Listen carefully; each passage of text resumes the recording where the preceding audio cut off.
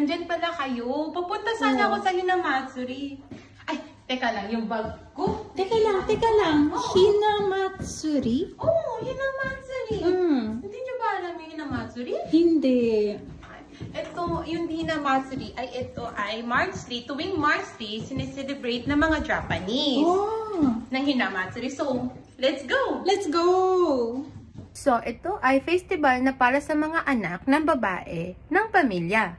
Ang ginagawa nila ay nilalagay sila ng display ng mga Hina-dolls na napakagaganda.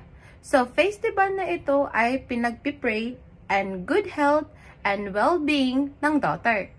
Nationwide ang celebration, kaya naman may mga display rin ang mga stores dito sa Japan. So, kaya naman, kung bibisita kayo dito sa Japan in March, or nandito lang kayo sa Japan in March, huwag nyo palagpasin na makita yung Hina-dolls display dito sa Japan. So, tara na!